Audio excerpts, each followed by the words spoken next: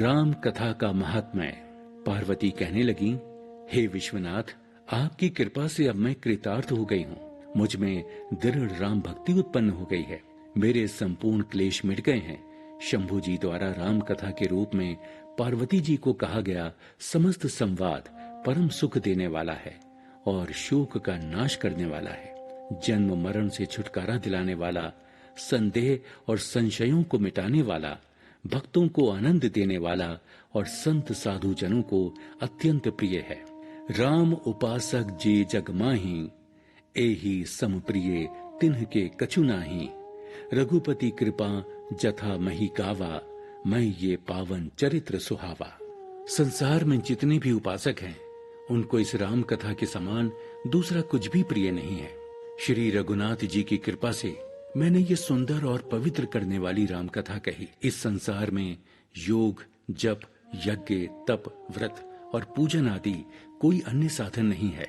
बस श्री राम जी का स्मरण करना, श्री राम जी के गुणों का बखान करना और निरंतर उनकी पावन कथा को सुनना चाहिए। पतितों को पवित्र करना जिनका स्वभाव है, ऐसे कवि, वेद, संत और पुराण कहते हैं।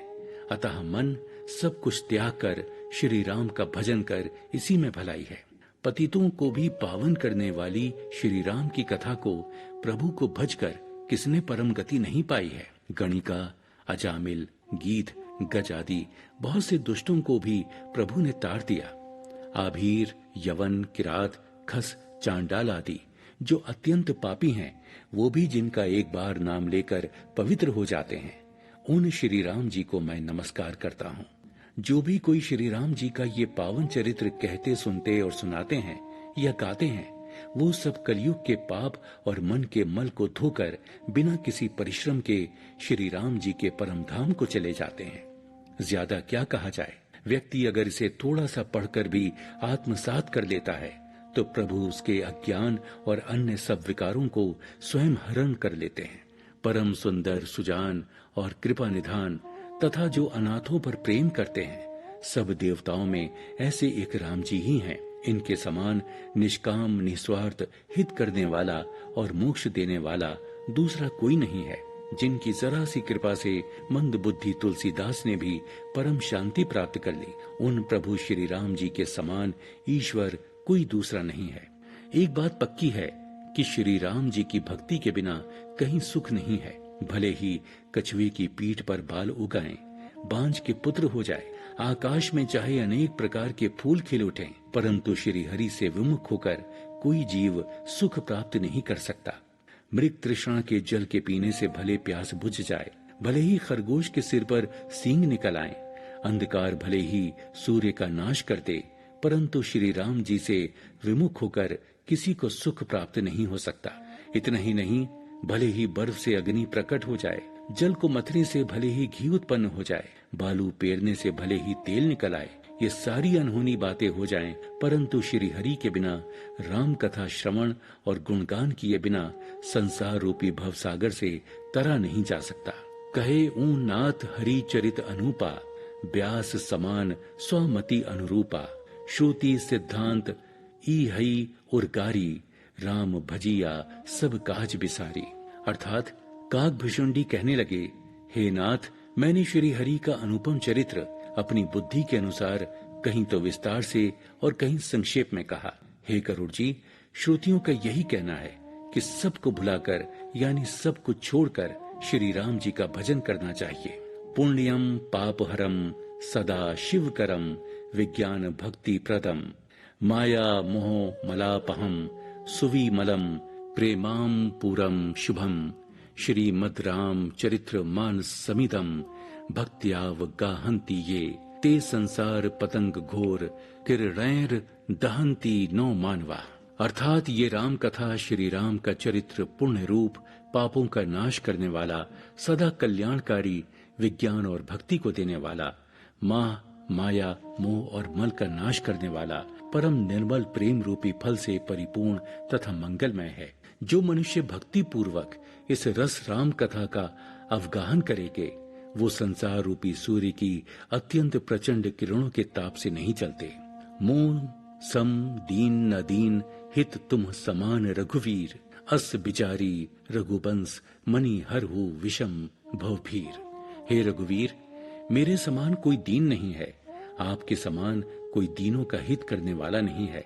ऐसा विचार कर हे रघुनाथ जी, मेरे जन्म मरण के भयानक दुख का हरण कर लीजिए, मुझे दीन को अपनी शरण में ले लीजिए। श्री सीता रामाय नमः। अष्टम सोपान लव कुश कांड। शौर्ये प्रसिद्धम कमनीये गात्रम महानुभावम रघुवंश केतुम स्वयं प्रभु सद्विनिया दिसिंधु सीता सुनामम प्रणमामि रामम। शौर्य वीरता में प्रसिद्ध कोमल शरीर वाले परम उदार रघुवंश के ध्वजा स्वरूप स्वयं प्रभु विनय आदि के समुद्र और वाम भाग में श्री सीता जी सहित सुशोभित श्री रामचंद्र जी को मैं प्रणाम करता हूँ। प्रभुल नालोथ पल्लोचनम विदु प्रति द्वेष मुखाम्बुज द्वितम शिरसी पुष्प प्रभु कोमलाच्छाबी नमामि रामम हिरामेद कृत परम। अर्थात जिनका शरीर प्रफुल्लित तथा नेत्र नील कमल के समान सुंदर है, चंद्रमा भी जिनके मुखारविंद की कांति से द्वेष मानता है, जिनके कोमल अंगों की छवि शिरस के पुष्प के समान है, अश्वमेध करने में श्रेष्ठ हैं, ऐसे रामचंद्र जी प्रभु को मैं नमस्कार करता हूँ। पवित्र राम कथा सुनकर गरुड़ जी परम तृप्त हो गए। प्रभु के समस्त गुणों को सुनकर उनके मनोरथ पूर्ण हो गए, परंतु उनका मन राम कथा सुनते नहीं अघा रहा है। सुख के धाम प्रभु राम अयोध्या में निवास कर रहे हैं। तब काक भुषुंडी जी प्रेम से आगे की कथा सुनाने लगे। अयोध्या में राम राज्य। भगवान राम के राज तिलक के बाद उनके गुहादी मित्रगण कुछ दिनों तक अयोध्या में निवास कर अपने अपने देश को लौट गए। राम को राजा के रूप में पाकर प्रजा बड़ी प्रसन्न थी। तीनों भाई प्रभु राजा रामचंद्र की सेवा में सदा तत्पर रहते। प्रभु के शयन के बाद ही सोने जाते तथा प्रभु के जागने से पूर्व ही जागकर सेवा में उपस्थित हो जाते, और ऐसा कर वो परम सुख का अनुभव करते।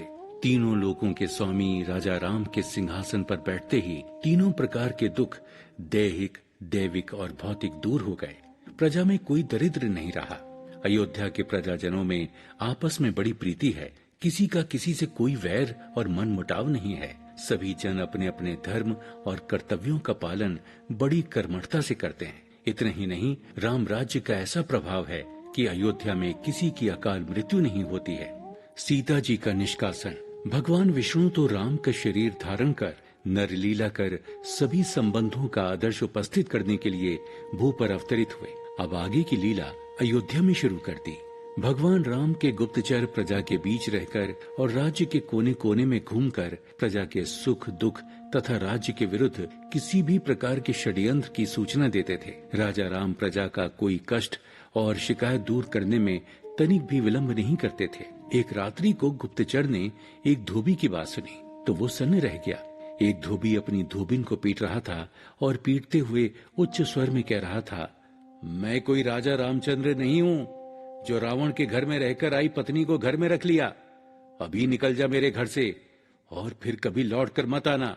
धोबिन का कसूर केवल इतना था कि राज्य के समारोह से रात्रि को वो घर न आ सकी थी। वो रोते कलपते अपने पति से अनुनय विनय कर रही थी, फिर भी वो उसे पीट रहा था। प्रातः गुप्तचरों ने ये बात बड़े ही संकोच के साथ राजा रामचंद्र जी को बताई। प्रभु विचार मग्न हो गए, परंतु वाल्मीकि रामायण के अनुसार प्रजा का दुख सुख जानने के लिए राजा रामचंद्र स्वयं ही भेष बदलकर प्रजा के बीच भ्रमण किया करते थे, और उन्होंने स्वयं ही धोबी का वो लीला कौतुक देखा था। दूसरे प्रभु अब मानव लीला को समेटकर अपने लोक को जाना चाहते थे, सो उन्होंने मन ही मन निश्चय किया कि वो प्रजा के कष्ट को पारिवारिक सुखों और से ऊपर रखते थे। एक राजा ही प्रजा का पालक और पिता होता है। कोई भी प्रजा राजा से असंतुष्ट नहीं होनी चाहिए। मर्यादा पुरुषोत्तम राम ने मर्यादा पालन के लिए सीता जी के परित्याग का निश्चय कर लिया।